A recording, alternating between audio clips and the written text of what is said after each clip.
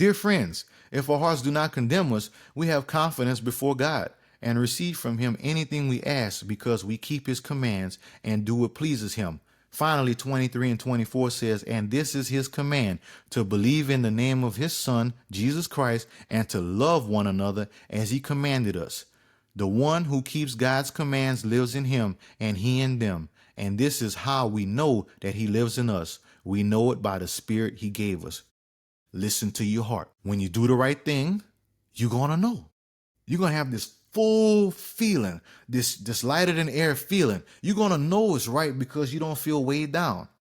Now, for us that are younger who don't understand this, think about that, something that you were on the fence about and you had to make a decision. You know which decision was right, but you really just, would it make a difference if I do wrong or if I don't do anything? You know, you feel pretty bad. You feel pretty terrible if you don't make the right decision because you got a conscience. You listen to your heart, and that's that spirit that God put inside you. That's that conscience that God put inside you to know whenever you're doing right from wrong. And when you're doing wrong, that's that wake-up call. Hey, you don't feel good. Things aren't going the way they're supposed to go. I don't have that pep in my step, but do something right. Do something that you know that you're supposed to do, even if it makes you tired, or even if you have to sacrifice, or even if it puts you behind. You know, after you do it, you still feel that I did the right thing. You know, this might not be the perfect situation now, but I know I did the right thing. I know I did the right thing because I just have this feeling in my spirit and in my heart, you know, and that's the biggest thing that God wants us to do, right? And he said, if our heart condemns us, we know God is greater than our hearts. He knows everything. If our hearts do not condemn us, we have confidence before God.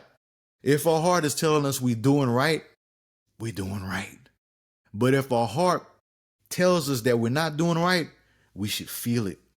And when we feel it, we need to make amends. We need to change. We need to ask God for forgiveness. And God, give me another opportunity to make the right decision. And I'm going to do right this time because I know I got this thing inside of me that tells me when I'm doing right and when I'm doing wrong. You put this little gauge inside of me for me to know what's right and wrong and for me to do the right thing when the time comes. And God continued to instill those morals inside of me, those things that just, you know, the fabric of who you are, the fabric of the soul, the fabric of the spirit. God, always be with me and let me know when I'm doing wrong or right, because you're going to ring that bell inside of me so that way I know exactly what to do. I know exactly which way to go. You're guiding me. You're leading me down the righteous path so that way I can see your face because I'm doing right. I want to be able to recognize you. So show me the way through my actions and keep his commandments. That's the set of rules. Very simple rules. God laid out commandments a long time ago. You know what they are.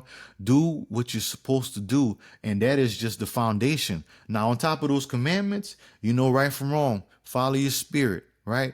Have some good morals. Do those things that you're supposed to do. Believe in God and in Jesus that you have put and instilled the right things inside of me that I can walk down the straight path. When you believe in God and you believe in Jesus, you can do all those things. You can sacrifice and you can give love to the nth degree, and you can give everything that you got knowing that God's going to take care of me because that's the rule. I'm being obedient to God. That's one of God's biggest things.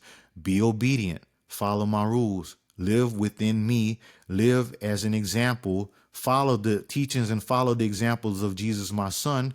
Sacrifice, love thy neighbor, all those things, and you're going to be fine. Because when you do those things, you are showing to the world that you are a child of God. And some people going to hate you, but that's because they can't recognize you because they're not doing the same thing. They're doing what they want to do, and that's going to be a problem. And you will not be able to coexist in the same space because love and hate cannot coexist.